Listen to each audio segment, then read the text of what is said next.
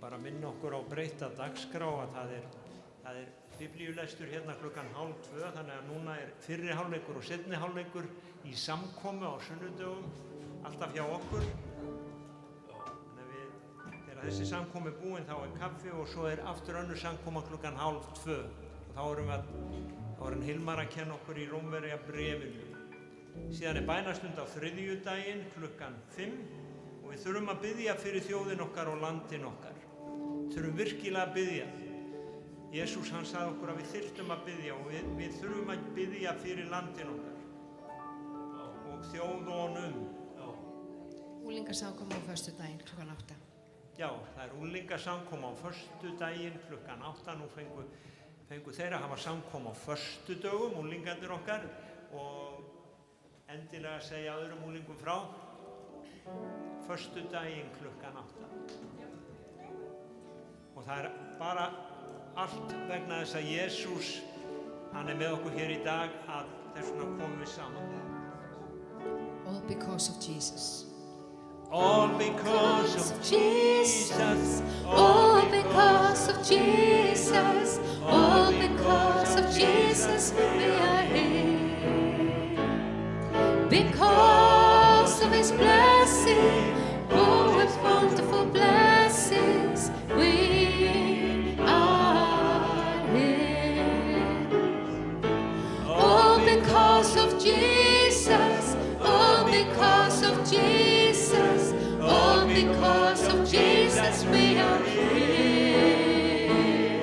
Because of His blessing, all His bountiful blessings we are here. Since I am here, I'm gonna praise His name. Since you are here, I think you should do the same. you could do the same. Since we are here, together let's praise His name. Because of Jesus we are here. All because of Jesus. All because of Jesus. All because of Jesus we are here. Because of His blessings, all His bountiful blessings we are here. Since I am here, I'm gonna praise His name. Since you are here, I think we should do the same. Since we are here, oh, together let's praise His name. Because of Jesus we are here. All because of Jesus. All because of Jesus. All because of Jesus we are here. Because of His blessings, all His bountiful blessings we are here. All because of Jesus. All because of Jesus. All because of Jesus we are here. Because of His blessings, all His bountiful blessings we are here. We are here.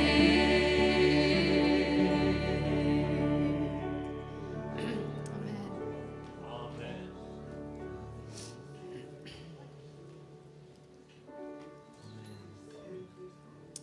Halleluja. Amen. Og hann hefur fallegasta nafnið sem við þekkjum. Og það beautiful name it is.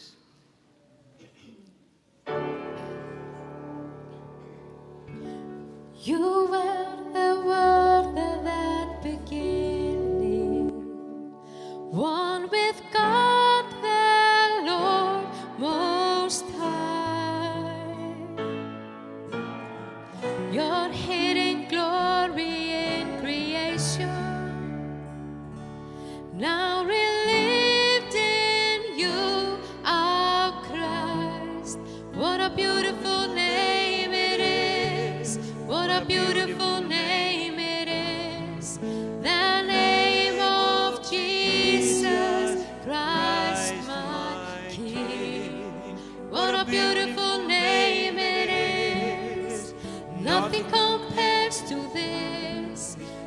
beautiful name it is, that name of Jesus. You didn't want heaven without us, so Jesus, you brought heaven down. My sin was great, your love was greater. What could separate us now? What a wonderful name it is. What a wonderful name it is.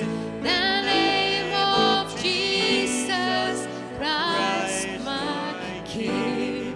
What a wonderful name it is. Nothing compares to this.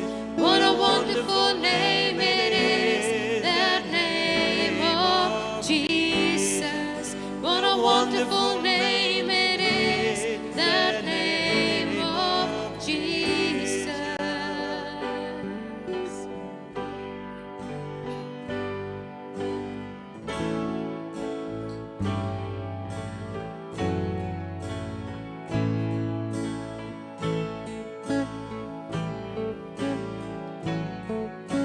Death could not hold you, weight torn before you. You silenced the boast of sin and grave. The heavens are roaring, the praise of your glory. For you are raised to life again. You have no rival, you have no equal. Now and forever, God, you reign. Yours is the kingdom, yours is the glory, yours is the name above all names. What a powerful name it is. What a powerful name it is. The name of Jesus Christ, my King. What a powerful name it is. Nothing can stand against. What a powerful name it is. That name of Jesus. You have no rival. You have no equal. Now and forever, God, you reign. Yours is the kingdom, yours is the glory, yours is the name above all names.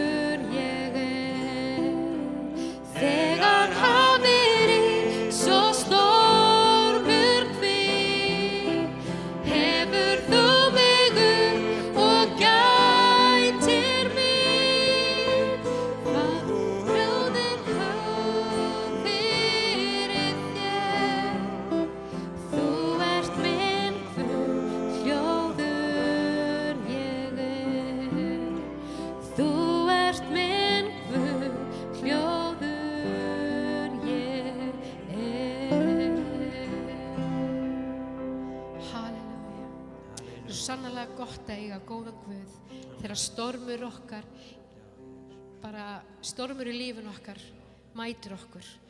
Og stormur ekki endilega það er ekki það að sjórinn fari yfir göturnar, heldur bara lífið okkar sjálft. Þegar við getum ekki meir, þegar við getum ekki staðið ein í einhverjum kringumstæðum, þá er gott að kringumstæðunar okkar er stormurinn. Það er svo gott að Guð gætir okkar. Amen. Ég hef svo sannarlega fundið það síðustu daga og vikur og mánuði að það er svo virkilega gott að grípa í hendina á Jesú þegar maður getur ekki meir.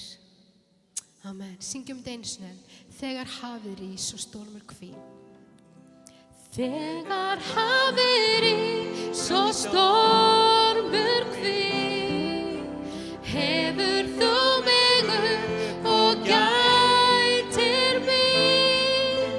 Faðir flóðin hörfa fyrir þér. Þú ert minn Guð, hljóður ég er. Þegar hafið rís og stormur hvín, hefur þú mig upp og gætir mín. Faðir flóðin hörfa fyrir þér. Þú ert minn Guð, hljóður ég er. Þú ert minn Guð, hljóður ég er. Þú ert minn Guð, hljóður ég er. Amen. Amen. Takk Jesús. Takk Jesús. Takk Jesús. Og þakka þér fyrir það, Faðir. Það er ekkert sem jafnast á við það að eiga Faðir á jörðinni. Það er heldur ekkert sem jafnast á við það að eiga himneskan Faðir, sem er okkar jarðnesku feðrum fremri. Amen. Og í honum er hvíld. Það eru svo margir sem að leita hvíld í dag. Ekki svona kotta til að leggjast á, heldur hvíld bara fyrir innri mannin. Amen. Amen. Stoppum bara hérna. Ef að syngja eitt fyrir börnin kannski. Hvernig væri nú svo mikið af börnum sem eru hérna í salnum og Á svo ekki einhver afmæli í dag? Einhver afmæli? Hún á afmæli í dag. Hún á afmæli í dag. Afmælum Guðni. Hún á afmæli í dag. Amen. Akkurat. Eru fleiri? Ég ætla að út að krakkarnir vilja raða sér hérna Já. upp fyrir mig og syngja, hjálpa mér að syngja. Mér vantar nefnilega aðstoð. Daniel, ég veit og þú kannt að syngja. Komdu að aðstoða mig. Ertu til í að aðstoða mig?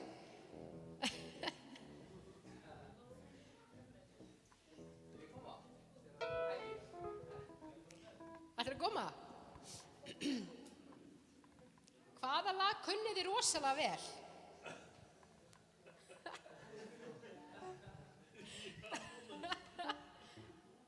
Herðu, ertu með hugmynd að lagi?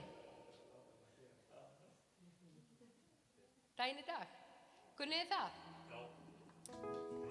Daginn, nei, byrja. Hérna, því aðeins að hvíla röddina. Þið fá aðstofa söngkonu hérna. Já? Daginn í dag gerði drottinn Guð, gleðjast ég vil og fagna þennan dag og fagna þennan dag. Daginn í dag drottinn Guð, gleðjast ég vil og daginn í dag gerði drottinn Guð. Daginn í dag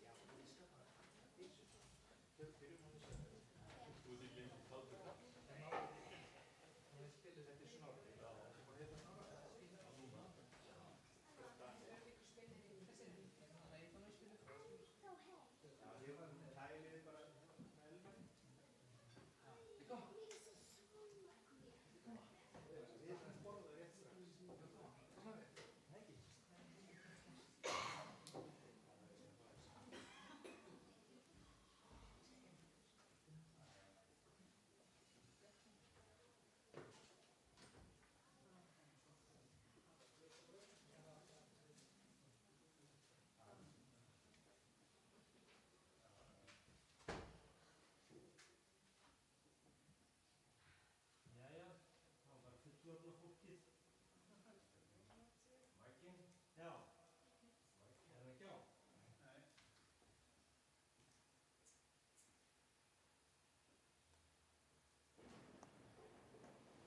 Núna? Já.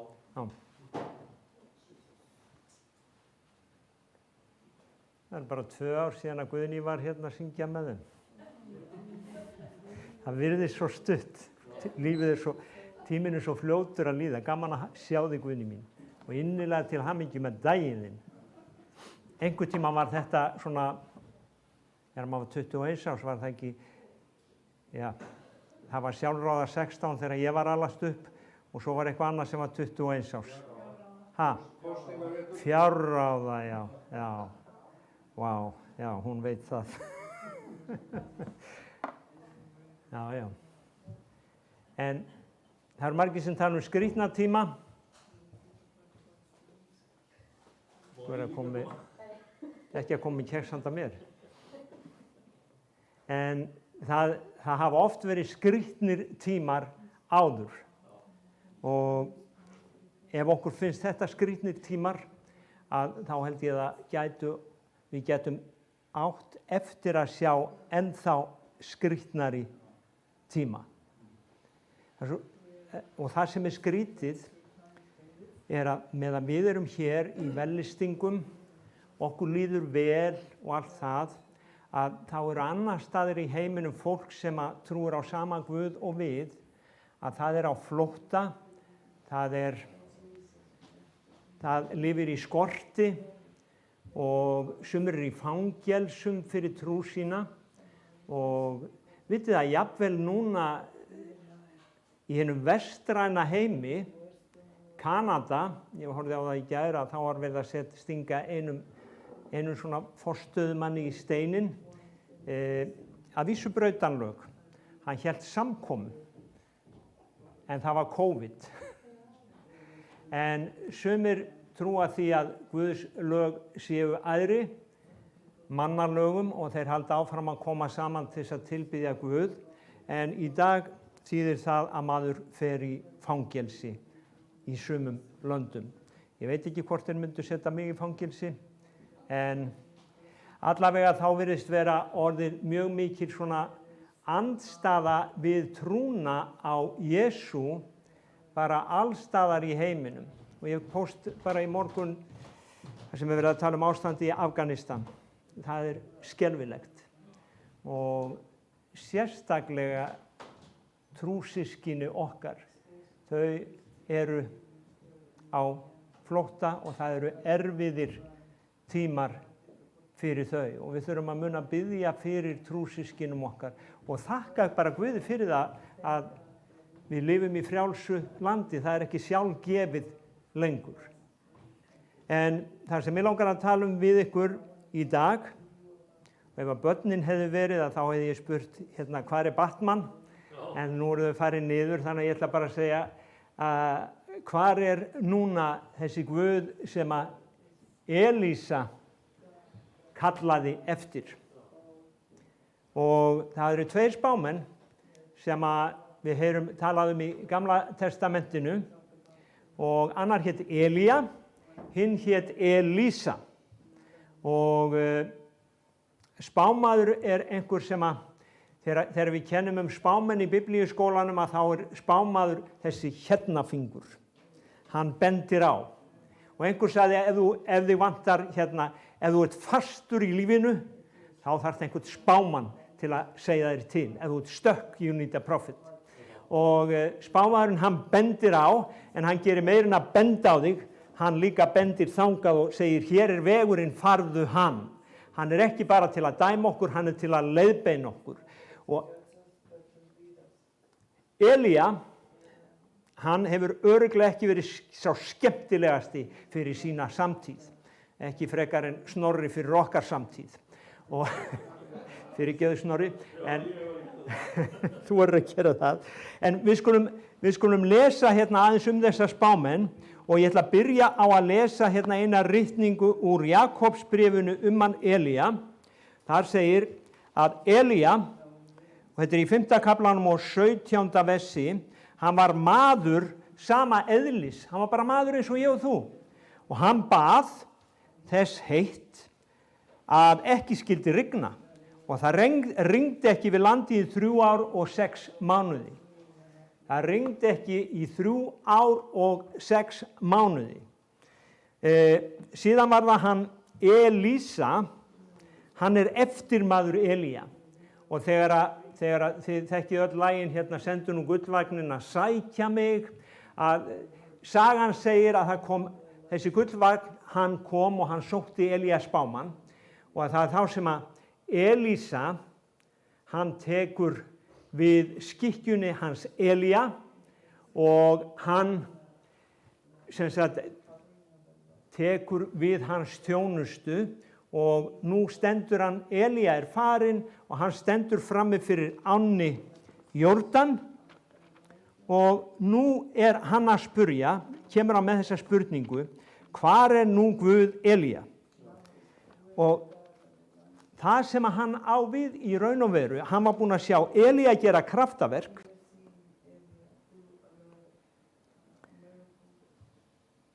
Það segir hérna, þá þreif hann í klæði sín, þetta önnur konungabók, 2 og 12, og reif þau í sundur í 2 hluti, síðan tók hann skikkju Elía, fallið hafði af honum, sneri við og gekk niður á Jórdanbakka, tók skikkju Elía, fallið hafði af honum, sló á vatnið og sagði, hvar nú Guð Elía?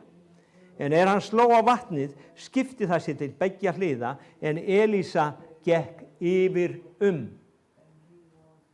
og flestir svona raunvísindamenn í dag myndu segja að þetta nú bara svona H.C. Andersen ævintýri, þetta gerðist örugglega ekki raun og veru, en Biblían segir að þetta hafi gerst og ég allavega svo einfaldur að trúa því að þetta hafi gerst en það sem hann að spurja hérna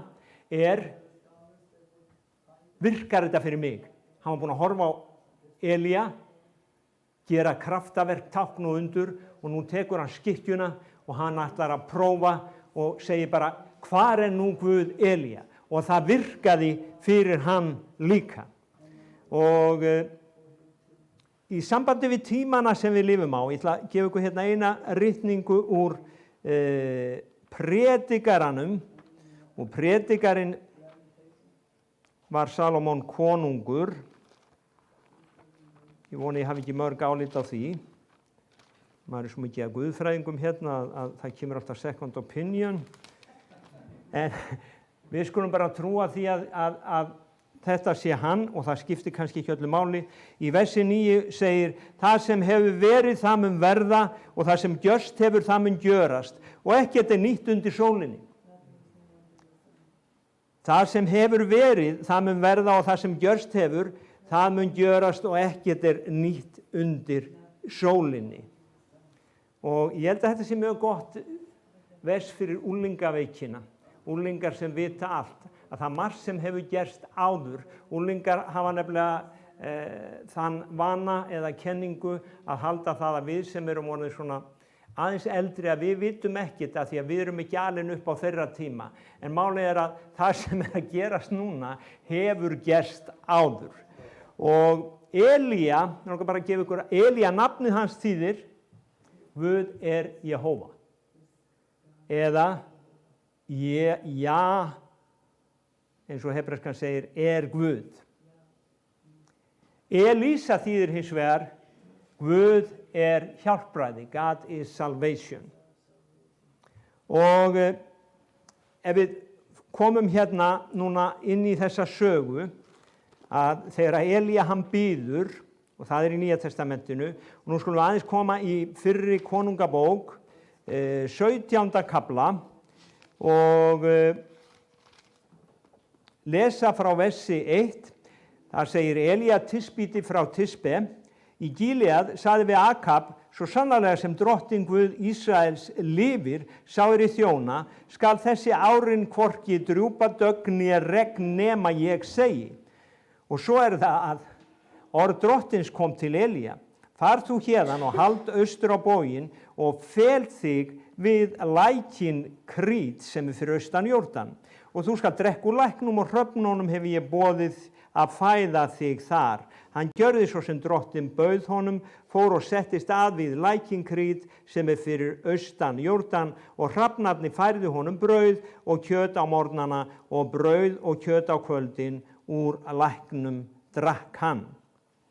Og málið að sagan hérna, þegar við lesum þessa kafla, að eins og segir í Jóhannesar Guðspjalli að það var margt sem Jesús sagði sem ekki ritað, að það ákveðna kringumstæður hérna sem við sjáum ekki alveg, en við getum getið inn í eyðurnar.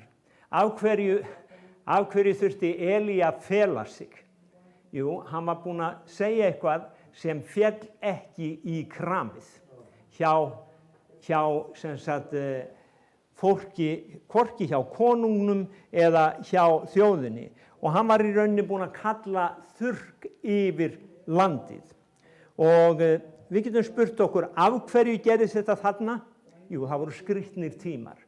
Við erum ekki að upplifa þurrk, við erum að upplifa plágur og alls konar stríð, landskjálfta og hörmungar í heiminum, þó að við séum ekki endilega að upplifa það hér eins og ég sagði áðan.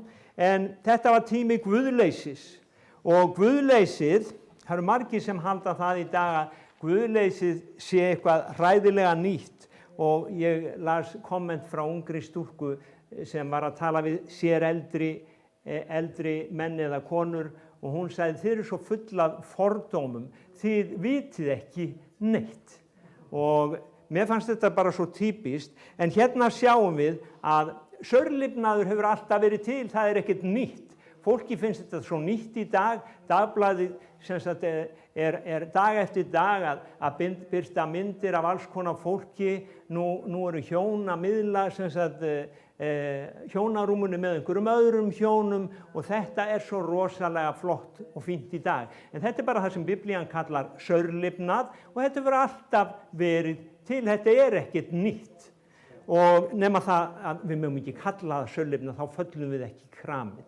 Þetta er svona, já, greinilega er ég fullur af fordómum vegna þess að ég hef ekki fengið réttu kynfræðsluna. En ég bara trúi á að kynlíf eigi að vera bara milli hjóna. En það þykir mjög gamaldags í dag. En hugsið ykkur ef það væri bara þannig, þá væri engir kynsjúkdómar til í heiminum. Þessu eru, jafnvel þó að læknar séu ekki sammála fyrri setningunni minni, þá eru þeir sammála hinni síðari. Að ef það væri bara kynlíf milli hjóna, þá værum við laus við það sem heitir kynsjúkdómar í dag. En ég ætla að lesa hérna lifnaðinn þeirra bara aðeins að gefa ykkur innsýn. Það segir Júda, fyrri konungabók 14:22. Júda gjörði það sem illt var í augum drottins. Þeir vöktu vandlæting hans enn meir en feður þeirra höfðu gjört. Með öllum þeim syndum þeir drífðu. Því einnig þeir gerðu sér fórnarhæðir, merkisteina, assérur á öllum háum hólum og undir hverju grænu tré. Og þetta voru svona sérstök líkneski sem þeir byggðu á ákveðnum stöðum. Og svo voru þeir menn í landinu sem helguðu sig stjórnmálum, góðverkum. Nei, þeir helguðu sig saurlifnaði stendur hérna. Mjög merkilegt. Þeir aðhöfðust allar þá sömu svívirðing sem þær þjóðir frömdu drottinn hafi stökkt burt undan Ísraels mönnum. Þannig að þetta var að gerast og svo hérna önnur ritning sem ég ætla að lesa, það er svolítið annað sem að gerast á þessum tíma. Það að ef við förum í fyrri konungabók 18:4, að það var verið að taka fólk af lífi fyrir trúna. Við sjáum hér að maður sem hét Óbadía og hann hittir Elías spámann út á víðavangi og hann að segja við hann að hérna, hann hafi falið spámenn drottins og að segja hérna í versi 4 að Óbadía, þá Jezabel útrýmdi spámennum drottins, þá tók hann 100 spámenn og faldi 50 í þessum helli og 50 öðrum og hann byrði þá upp með brauði og vatni. Og ég að hugsa hvað gæti verið að gerast í Afganistan í dag. Ég get vel trúa því að það séu ákveðnir aðilar sem eru að hjálpa fólki að fela sig. Og ég veit að það eru ministri sem við köllum eða trúboð sem eru að starfa í Afganistan og eru að reyna að koma okkar systkinum í skjól. Og þarna maður sem gerir þetta, en vitið það að hann hætti lífi sínu til þess að bjarga þessum spámunum. Þannig við sjáum það sem var að gerast, það var guðleysi, það voru skrýtnir tímar og það var sörlifnaður, alveg eins og á okkar dögum og nema, já, sennilega bara eins. Og þannig að þetta er ekki endilega nútíma lifnaður, þetta hefur alltaf verið til. Ég vil bara við vitum það. Og Guðs fólk var tekið að lífi af yfirvöldum. Það gerist enn þann dag í dag. Við þurfum bara að fara til Kína. Þeir telja á síðustu, ég veit ekki á hvað mörgum árum, að þá hafa 50 milljónir manns verið teknar af lífi í Kína fyrir trú sína. Það er skelfilegt í Kína. Og við höfum kínversk sendiráð hérna, en svo fólk að fetta fingur út í þjóð sem heitir Ísrael. Ég veit ekki, höfum við tyrknesk sendiráð hérna þá? Man það ekki. En allavega, það er önnur þjóð þar sem ofbeldi er ríkjandi og menn eru fangelsaðir fyrir að vera ósammála foringjanum. Og þetta voru akkurat þessi tímar sem Elía lifir á og svo kemur hann fram, hann talar orð Guðs og hann segir að það muni ekki rigna nema hann segi til og svo bara fer hann og felur sig.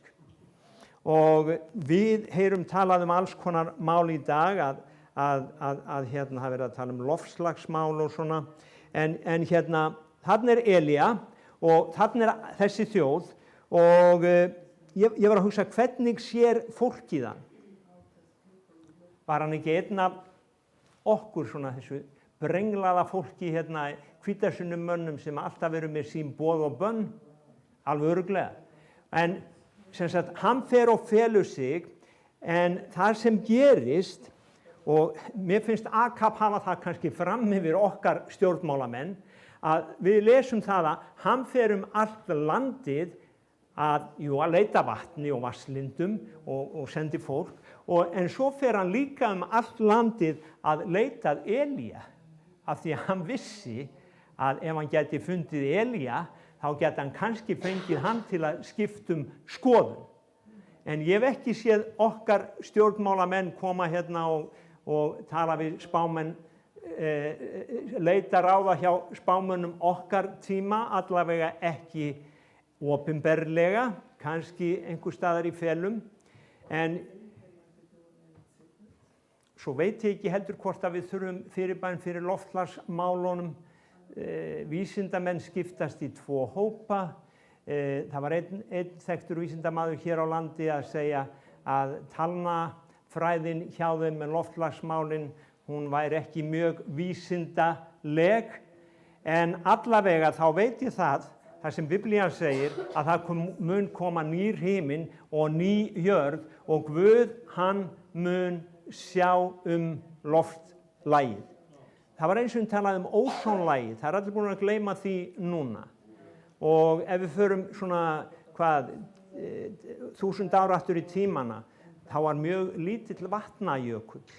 Allir það hafi verið af mannavöldum eða vegna CO2 eða hvers vegna hlýnaði þá? Ég held við mættum bara vera aðeins glöður í að það hlýni bara aðeins, það er mín skoðun. En ég er ekki vísindamaður. En ég hlusta á vísindamenn hérna og ég hlusta á vísindamenn þarna og ég sé að þeir eru alveg jafn ósammála þetta eins og þeir eru ósammála COVID. Vegna þess að margir vísindamenn í dag segja að sé lausn á COVID, aðrir vísindamenn vilja ekki hlusta og vilja bara fara sína leið. En aftur að honum Elía, að menn telja sig alltaf geta allt án Guðs. Og það er ekkert nýtt. En þegar það hafði ekki rignt í 2-3 ár, að þá voru þeir orðnir, eins og við segjum á góðri enskri íslensku, desperate, örvæntingar fullir. Og hann fer að leita að honum og svo lesum við það að hann finnur Elía. Hann finnur hann. Og Elía segir, heyrðu, nú skulum við bara fá þetta á hreint, hver er Guð og hver er ekki Guð. Og í rauninni hann segir, við skulum bara komast að því hvort að í fyrsta lagi er til Guð. Þú ert með alla þessa spýtuguði og þú ert með alla þessa fórnir og allt þetta, en ég trúi á Guð himinsins, þannig að við skulum bara hittast upp á Karmelfjalli, þú skalt koma með alla þína spámenn og nú skulum við sjá hvað gerist. Og Elía hann leggur það fyrir Akab og spámennina sá Guð sem svari með eldi að hann sé hinn sanni Guð. Og þið megið pröfa fyrst, strákar. Þetta var eins og svona, já, við myndum fá Sálarannsóknarfélagið og nýaldarhreyfinguna, leyfa þeim að pröfa fyrst. Og hann, sem sagt, þeir byggðu hvor sitt altari og nú átt að bíða eftir eldi frá himni. Og þeir byrja að biðja og þeir byrja að rista á sig skinnsprettur og umla og síðan byrjar Elía að gera grín að þeim, segja, kannski er ykkar Guð farin í ferðalag, kannski er hann þreyttur, kannski má hann ekki vera að þessu núna, kannski er Facebook-tengingin hans eitthvað biluð eða eitthvað svoleiðis, nema hvað að þeir gefast upp.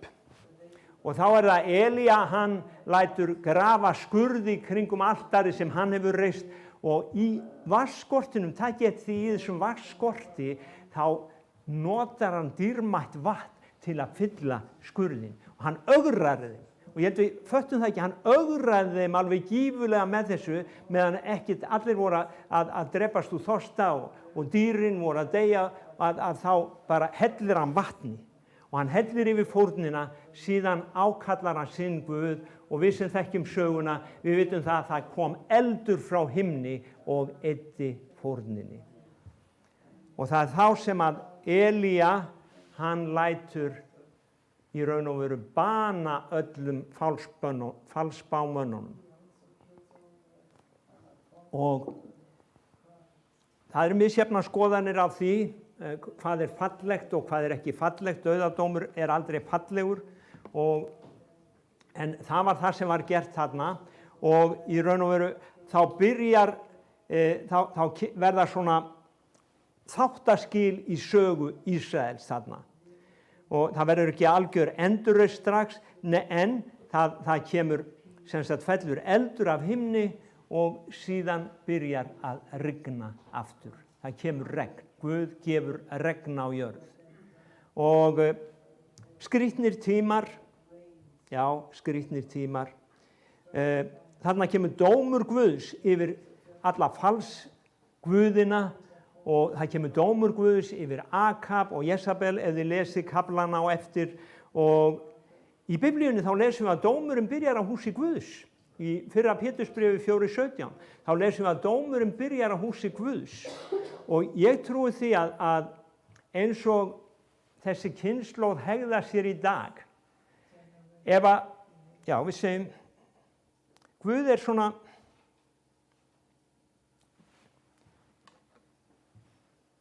Guð á að vera eins og ég vil hafa hann, segir fólk. Ef ég vil hafa hann með brjóst á strætó og hafa hann trans, þá er það minn Guð, segir fólk. En sjáðu til, þegar kirkjan er komin á þann stað að hún setur Guð niður á sitt plan, hann er ekki lengur Guð.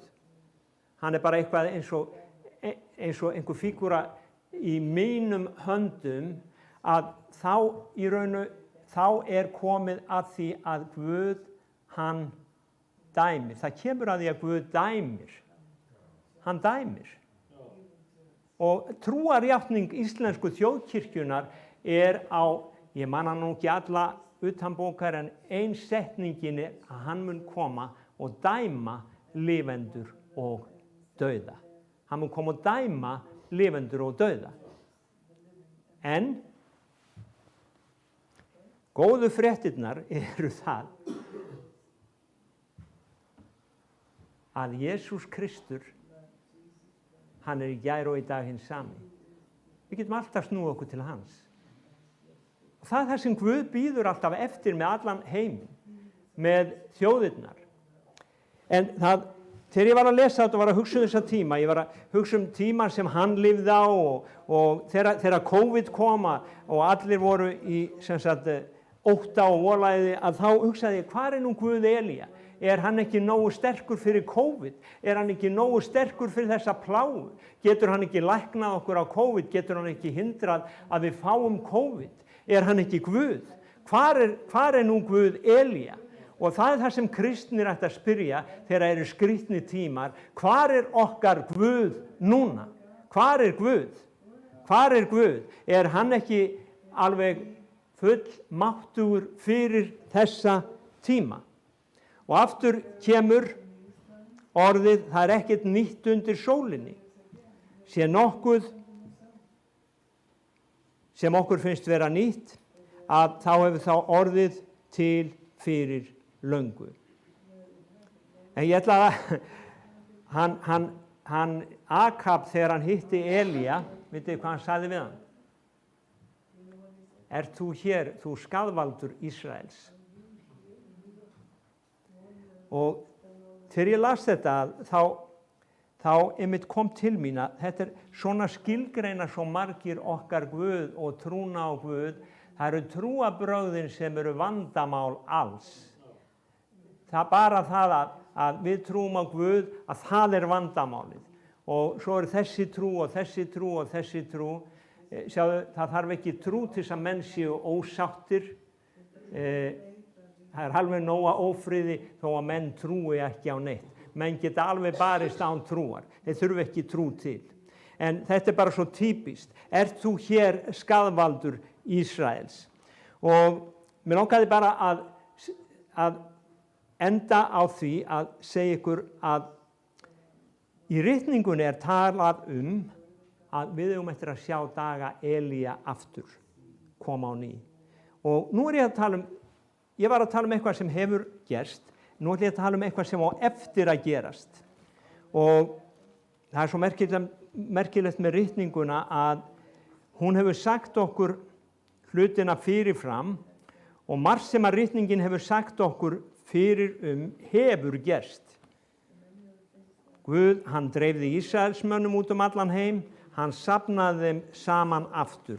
Og Biblían segir okkur að sagði okkur fyrir þetta áður en það gerðist og við sáum það gerast. En ég sagði við lesum í ritningunni að dagar Elía eigi eftir að koma á ný.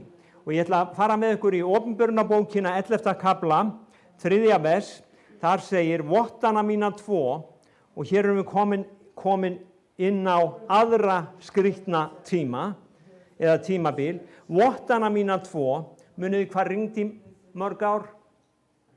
3,5. Vottana mína 2 mun ég láta flytja spádómsorð í 1260 daga. Það eru 3,5 ár.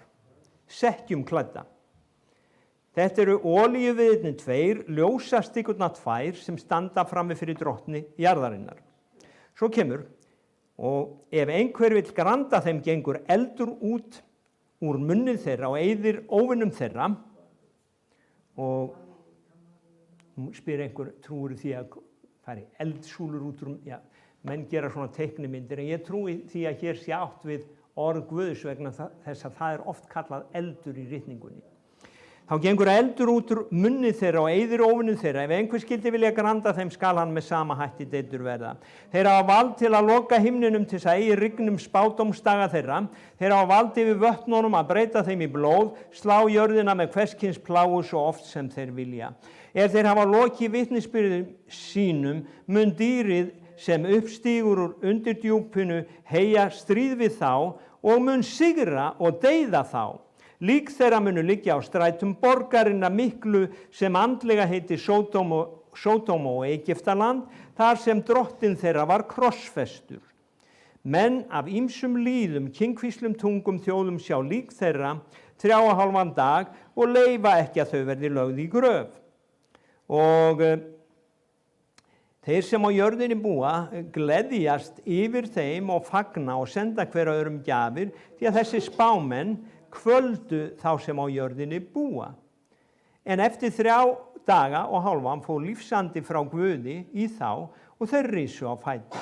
Ótti mikill og skelfing féll yfir þá sem sáu þá. Og þeir heyrðu rödd mikla af himni sem sagði stigið upp hingað. Þeir stigu upp til himins í skýi og óvinir þeirra horfðu á þá. Á þeirri stundu var landskjálfti mikill, 10 hluti borgarinnar hrundi og í landskjálftanum deyttust 7.000 manna. Þeir sem eftir voru urðu óttaslegnir, gáfu Guði himinsins dýrðina. Vegið hið annað liðið hjá, sjá vegið hið þriðja kemur brátt. Þetta opinberun Jóhannesar og það eru margir sem hafa gluggað í þessar ritningar og menn eru sem sagt með alls konar getgátur hverjir þessir 2 vottar séu. En ritningin segir okkur í raun hverjir þeir séu, að þetta eru ljósastikurnar 2 og olíuviðirnir 2. Og ef þið lesið ritninguna að ljósastikan, hún alltaf mynd upp á kirkju. Olíuviðurinn alltaf mynd upp á Ísrael. Þannig að það í raun og veru, og ég segi aftur, sumir telja að þetta séu 2 spámenn, Elía og Móse muni koma aftur, en það eru aðrir sem telja að þetta sé í raun og veru táknræn mynd af kirkjunni og Ísrael sem mun standa saman á síðustu dögum og boða orð Guðs. Og þið þurfum ekkert að vera sammála því, en það sem við sjáum hér líkt og með dögum Elía. Það talað eld, það talað þurrk, að þeir hafa vald til þess að rigna ekki, og það talað líka að vötnin gætu breyst í blóð eins og var á dögum Móse, þannig að það talað plár. Og ég hugsaði með mér, já, menn líta örugglega, þeir eru örugglega sammála Akab hér að þetta eru sko skaðvaldar jarðarinnar. Þegar þessi ritning fer að rætast og þessir menn koma fram og í 3,5 ár að þá munu þeir fara sínu fram og það reyna allar ríkisstjórnir og lögreglu ríki að koma böndum á þá, en þeir smjúga alltaf úr höndum þeirra, svo halda þeir áfram að boða Guðs orð og þeir eru hataðir af öllum. Og síðan það að Antikristur kemur fram eins og Biblían segir og mun koma fram, og þá það að Antikristur, hann fær leyfi til þess að deyða þessa menn eða þetta fólk, og þeir liggja dauðir í 3,5 dag, en síðan rísa þeir upp. Og aftur fyrir hina vantrúðu þá þetta alveg eins og H.C. Andersen ævintýri, en fyrir okkur sem trúum, að þá trúum við því að þetta eigi eftir að gerast, alveg eins og ræst hafa spádómarnir komu Jesú, komu Ísrael og hvernig Ísrael dreifðist, hvernig Ísrael kom saman, og spádómarnir að rætast í Ísrael í dag. Við trúum því að þetta muni gerast. Og síðan það að þegar þeir hafa lokið vitnisburði sínum, og ég ætla að segja það, að vitnisburður þeirra til heimsins það til Guð. Þið globalistar, það til Guð. Og það var hann sem dreifði þjóðunum. Og þjóðirnar mun ekki verða sameinaðar fyrir að Drottinn sameinar þær á ný. Fólk að reyna að sameina með öðrum anda, en Guð mun koma og sameina allar þjóðir sem hann trúa, og við munum síðan vera með Drottni alla tíma. Og menn segja, þetta ekki spennandi að heyra þetta. Já og nei, mér finnst ekki spennandi að þurfa að lúffa alltaf fyrir þeim anda sem ég veit að kemur frá djöflinum. Ég hlakka til að sjá Guð starfa á jörðinni, og þetta þýðir það munu allir fá að vita að Guð til. vegna þess að þeir munu starfa með táknum og undurum. Og það sem merkilegt við þetta að þeir deyja og þeir rísa upp alveg eins og Kristur dó og reis upp. Og það sem líka merkilegt við þetta að þeir voru upphafnir í skýi. Þeir stigu upp til himins, eftir upprisuna þá stiga þeir upp í skýi og mér langar aðeins að ég flett upp þessu orði ský og ég sá að þetta notað á svo mörgum stöðum. Það var ský í eyðimörkinni og það var eldstólpi sem leiddi Ísraelsmenn. Það var líka ský sem kom yfir þá þegar Jesús var með lærisveinunum upp á ummyndunarfjallinu. Þá kom ský yfir þá og þá kom birta og síðan kom rödd úr skýinu og sagði þessi minn elskaði sonur sem ég hef velþóknun á. Og það eitt og síðan lesum við að við munum sjá mannssoninn, Jesúm Krist, koma á skýjum himins með mætti og mikilli dýrð. Og aftur enn að þegar Jesús var hrifinn upp til himins, þá voru þeir að tala við hann lærisveinarnir og allt í einu hann hrifinn upp og það kemur ský sem hylur hann og tekur hann upp. Og enn ritning ský, þær eru margar fleiri, þið getið flett þeim upp, að það segir í Þessalónikubréfinu að sá tími mun koma að þegar að Jesús kemur aftur, þá mun kirkjan vera hrifin upp í skýjum, í skýi til fundar við Drottinn í loftinu.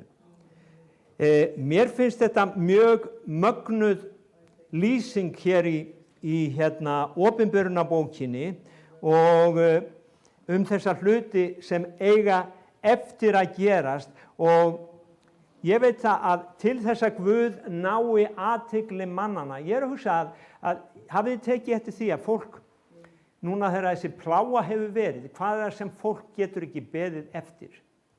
Það að fara og skemmta sér, sleppa fram af sér beislinu og stunda, þetta og hitt sem að má maður þá ekki neitt, jú, þú mátt gera hvað sem þú vilt, en mér svo skrítið að á þessum tíma, þegar við þurfum á okkar Guði að halda, að þá vill fólk ekkert með Guð hafa í dag. Það vil bara halda áfram að skemmta sér og lifa leið og hönd Guðs svona tekin aðeins burt, þá vil það halda áfram fyrra líferni. En hér sjáum við tíma þar sem að það mun enginn geta komist hjá því að taka afstöðu til Guðs. Því að Guð mun tala á mjög kröftugan hátt til heimsins, það munu allir vita að það til Guð. Og menn munu hafa frelsi eins og í dag til þess að velja og hafna, en síðan kemur endirinn að Jesús Kristur kemur aftur til jarðarinnar og hann stofnar friðarríkið. Við munum sjá nýjan himinn, nýja jörð og við munum vera með Drottni alla tíma. Og þetta snýst trúin á Jesúm Krist, að hann kom til að frelsa okkur frá syndum okkar og til þess að við getum lifað með honum alla tíma. Og áður en að ég byrjaði lesturinn á að segja Elía bað. Komið aðeins með mér í opinberunarbókina, 8. kafla, þar segir: Þegar lambið lauk upp 7. innsiglinu var þögn á himni, hér bil hálfa stund. Ég sá englana 7 sem stóðu frammi fyrir Guði og voru þeim fengnar 7 básúnur. Annar engill kom og nam staðar við altarið. Hann hélt á reykelsis keri úr gulli. Honum var fengið mikið reykelsi til þess að hann skyldi leggja það við bænir hinna heilögu á gullaltari frammi fyrir hásætinu. Reykurinn af reykelsinu steig upp með bænum hinna heilögu og úr hendi engilsins frammi fyrir Guði. Þá tók engillinn reykelsis kerið, fyllti það af eldi af altarinu og varpaði ofan á jörðina. Og þrumur komu og dunur og eldingar og landskjálfti. að hér sjáum við að það kemur svo tími að allar bænir sem hafa verið beðnar frá jörðinni, Guð, hann hefur ekki gleymt þeim. Þeim er öllum safnað saman og þeim er varpað niður á jörðina og þá er landskjálfti, það koma dunur, það koma eldingar og það er eitthvað sem gerist og síðan byrjar ákveðin atburðar rás. Og spurningin fyrir okkur er, hvor megin viljum vera á þessum endatímum? Viljum við bara flæða með? Viljum við fá merki dýrsins á hægri hönd eða enni? Eða viljum við vera með Guði alla tíma? Sá tími kemur að við verðum að velja. Og við þurfum ekki að bíða eftir antikristi til að velja. Við getum valið að fylgja Guði hér og nú í dag. Við þurfum ekki að bíða eftir að hlutirnir versni, en vitið það, ég heldur að ég ekki eftir að batna. Og heimurinn, ég hlusta á margar svona nýaldakalla, þeir segja, heimurinn er alltaf að verða betri og betri. Já, af hverju höfum við þá Jemen? Af hverju höfum við Norður-Kóreu? Af hverju höfum við þetta? Jú, það eru ákveðnir aðilar sem eru að verða ríkari og ríkari, en heimurinn í sjálfu sér að syndin og vonskan fer vaxandi. Menn er að verða grimmari og grimmari þegar fólk sér ekkert athugavert við það að taka lítið barn af lífi sem er ófætt og það er bara heilbrigðisþjónusta, að þá er eitthvað mikið orðið að, elsku systkini. Og þess vegna er spurningin, viljum við vera Elía megin, viljum við vera það sem nærvera Guðs er og krafturinn viljum við vera undir skýinu hans og leyfa honum að leiða okkur, eða viljum við bara sofa áfram, hafa það gott og leyfa bara whatever will be, söng einhver, og let the devil have tomorrow. Nei, ég vil að Guð fái morgundaginn. Ég vil að okkar Guð fái að tala inn í kynslóð, næstu kynslóð, að börnin fá að vita hvað er heilbrigt og gott líf. Ekki taka æskuna frá þeim. Leyfum börnunum okkar að vita að það er til Guð sem elskar þau, hann þráir að taka þau í faðminn og ganga með þeim, og okkar Guð, hann elskar alla menn. Hann elskaði okkur svo mikið að hann tók á sig syndir okkar, hann kom niður, dó á krossi fyrir mínar syndir og fyrir þínar syndir. Og það er ekkert betra heldur en að fylgja honum. Amen. Og ég vil bara enda þessa stund áður en ég afhendi Snorra aftur og segja, Drottinn, þakka þér fyrir orðið þitt. Og þakka þér fyrir það, Drottinn minn, að hlutirnir þurfa ekki að koma okkur á óvart þegar við lesum ritningarnar. Þú ert Guð. Og þakka þér fyrir að þú skapaðir heiminn, ó Guð. Og þakka þér fyrir að þú ert með okkur alla daga, allt til enda veraldar. Drottinn, og það er engin eins og þú. Blessa þig, heilagi Faðir, ég bara gef þínu nafni dýrðina og þakka þér fyrir að þú vilt snerta við okkur hér í dag. Drottinn, snertu við þjóðin okkar líka. Snertu, Drottinn, við ráðamönnum, ó Guð, í Jesú blessaða góða nafni. Og það bæn mín, Faðir Guða, að krossfánin okkar aftur megi verða sigurfáni fyrir íslensku þjóðina, að það megi aftur vera þjóð sem ber virðingu fyrir þínu orði, sem ber virðingu fyrir hinum lifanda Guði. Og við segjum bara, Jesús er Drottinn, og að veldisbroti Guðleysis, hann hvílir ekki á landi réttlátra. Það er okkar bæn. Amen. Amen.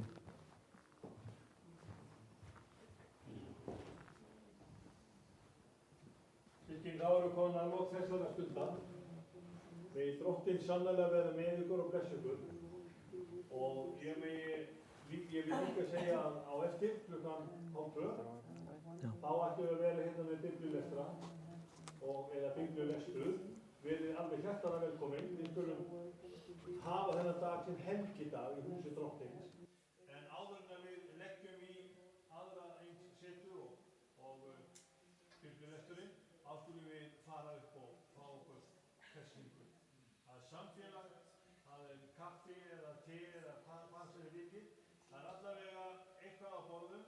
Hrafnarnir hafa ekki reynt að koma með það, en það eru þó Og ef þið viljið bara vatn eins og Elía, þá er það líka alveg velkomin. Drottinn blessi ykkur og varðveiti og þakka ykkur innlega fyrir samverð. Sjá þetta. Eitt bænarefni hérna. Eitt bænarefni. Biðja fyrir henni Ísabellu, litlu. Biðja bara stutta bæn fyrir henni. Hver er hún?